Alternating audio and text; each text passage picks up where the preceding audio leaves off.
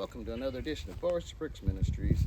We are here today. We're going to talk about a little bit of prison stuff. Haven't done that in a little bit. I've seen a lot of stuff since I've started doing tat scan. I've had a lot of questions about tattoos in prison, doing tattoos in prison, receiving tattoos in prison, and stuff like that. And so today we're going to talk about tattoos and prison politics. For more content like this and everything else to do with the ministries, please like, subscribe, and share. And I want to hear from you. I want to hear your comments. What you got to say? What's your input? Any questions? Something I missed? Hit me up. Without further ado, let's get on into this.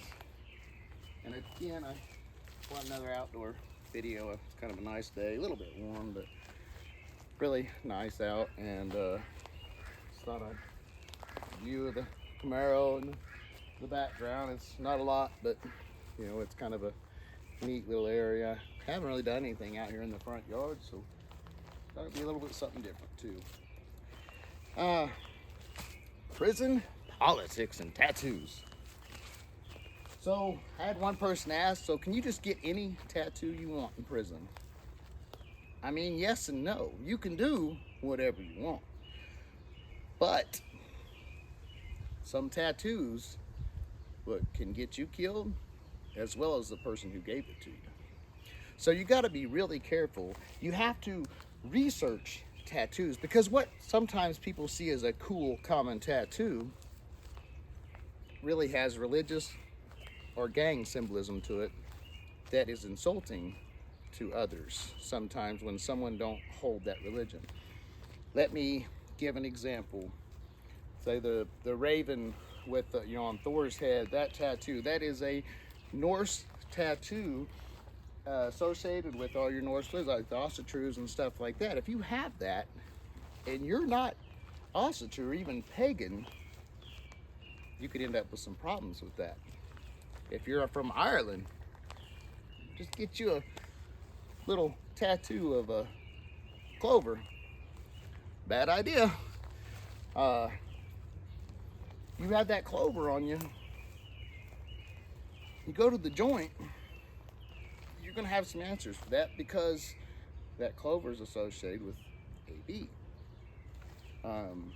Although someone getting that tattoo may be just innocently wanting a clover, but the symbolism is important to know, because things like this can get you killed. Let me give you an example. When I was in Lansing in 2015, a buddy of mine gave a Mexican cat a tattoo, the MS-13. He was not affiliated with Sraños or MS-13, anybody like that. He was not sanctioned. He wasn't even like recognized as somebody that was hanging around their group. He was just some dude trying to look tough or thought it was cool. Dude ended up dead. He got killed over that tattoo. And my buddy that gave him the tattoo got beat down and stabbed and almost killed. So, in prison, when I did tattoos, I would not do any religious symbolism or gang tattoos, period. I done a few on some of my own guys, but I would not do, well, I take that back. I did a couple, but they were sanctioned by the Ossatrues for their guys to get them. I had the green light to give them tattoos, and that's prison politics. It don't matter if, unless it's like their shop collar, their key holder on the yard or something like that, you can't just give, even if you know they're on count or whatever with whatever group, you can't just give that tattoo without a green light from the stops. So there's all that.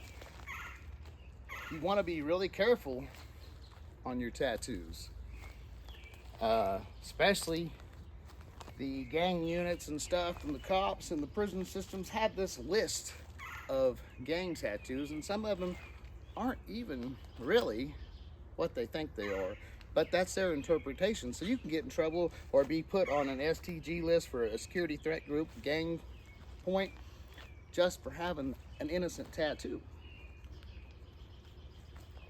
you know, you have to be careful. And even some of your art and your scrolls, my arm looks horrible. I had some fresh touch-ups, and last weekend I was in the sun about 18 hours. Well, I burnt my tattoos. They're ruined. My whole arm's probably gonna have to be completely redone, or most of it anyway. It is what it is. That's why I got a tattoo machine. I can do it myself. So I've got to let everything heal up, and then I'll go in and fix it. But and I knew the consequences. Going out in the sun all day with, I've never fried tattoos like that in boiled ink. That's a first. A lot of ways, I think the prison inks are a lot better than the street inks. The old soot and everything, man, it works so much better, goes on so much smoother, but it is what it is. So, prison tattoos, if you are thinking of a tattoo, make sure of a couple things. If you're in the penitentiary and you're getting a tattoo, you're already in an unsanitary environment. So you need to really know the guy that's giving you that tattoo, because for one, they could have some stuff unsanitary, reusing needles. I've seen guys that they'll make their ink, they'll use ink, they'll dip, do their tats, and then they put the extra back in the bottle. No, that's contaminated. Do not get tattoos from them guys.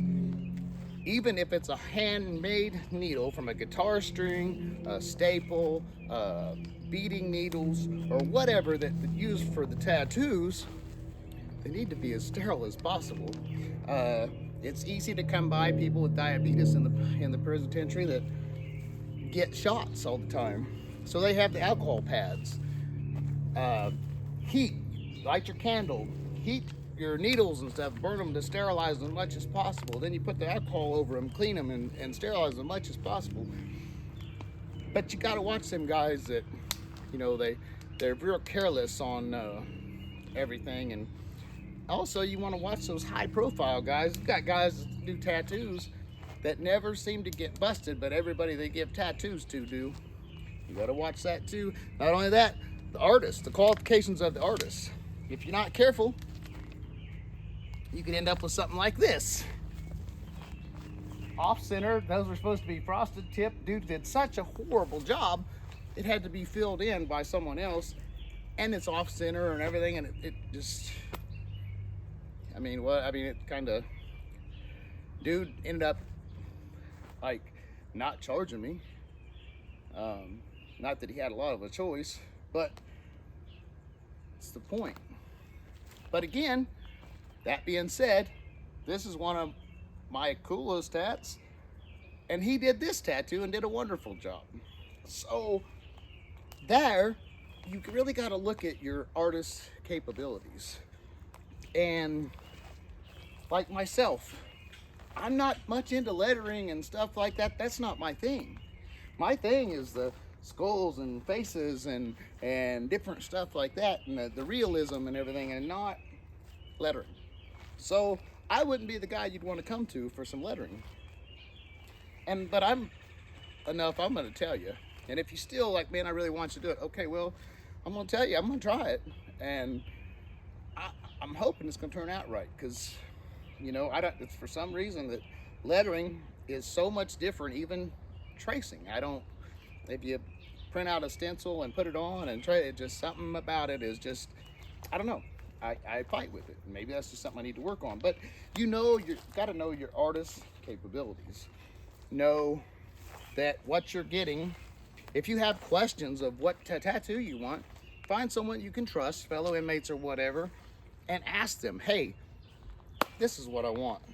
Would there be any issues with anybody on the compound or something if I had this? Is this affiliated with anything? They'll tell you. Most of your tattoo guys, I'll tell you, when you brought a tattoo to me that you wanted done, if there was even a thought that it might be affiliated, then I had to have permission from your people, whether it was religious or otherwise, because of symbolism. Now, Christian symbolism is different. You can get crosses and the fish, scripture, whatever, all day. and nobody cares. But some of your other pagan religions and stuff like that, they get very offended. To me as a Christian, put a cross on your body, promote Jesus. I'm good. I don't care. I don't care if you're not Christian. You're still promoting Jesus with that cross on your arm or this or that. So it don't bother me, but some people it does. Some people, Christian tattoos are older, especially older conservative Christians, are considered marks of the devil and sins. And I had a woman tell me that not too long ago. It's like, those are sinful. And as a pastor, you should really watch that. Well, okay, that's been a mark for debate for many years. But also, in 1 Corinthians, it tells us, if it causes contention, let it not be. So, basically what Paul was saying to the church of Corinth at that time was these inconsequential arguments over what you're wearing to church, or what hair looks, or if you're shaved or not, if you got tattoos or not. All this is basically what he's saying is like, it's small potatoes. If it's going to cause division and everything, let it not be. It's not even worth the argument. Let's keep the body together. So, anyway, hopefully everybody watching this, nobody will go to prison or jail or anything. And I know the likeliness of that is probably pretty slim, but I mean, I can hope, because I don't want anybody to ever go through prison and jail experiences that me, Eric, Harvey, Mark, Adam, any of us has gone through. Any of the prison channel. I don't want nobody to go through this, because here's the thing. A lot of channels, I have an issue. They want to glorify prison. They want to glorify, make it seem like this cool place to be and this and that. It is not cool, y'all. There ain't nothing cool about it. You can't even get a tattoo without getting permission. And not from the police. There's other peeps on the yard for certain tattoos. It's just not, I don't know. If you like being controlled, told what to do all the time, when to go to bed, when to get up, when to eat, when to fart, when to wipe your butt, prison might be the place for you. But you got to mix in the violence and all the craziness too. I appreciate you guys for watching and listening today. It's kind of short and to the point, because there's no reason to draw it out on this one. You get the basics. If there's any other questions or whatever, please feel free to ask. Oh, I did answer, but I didn't address it directly. One of the questions was, what happens to the artist if they give an unsanctioned tattoo? Kind of answered that. The guy got stabbed and beat down, and because you're supposed to know better. And even worse, there's been people killed over the wrong tattoos, especially gang tattoos and stuff. And so, it's a very dangerous spot to be in.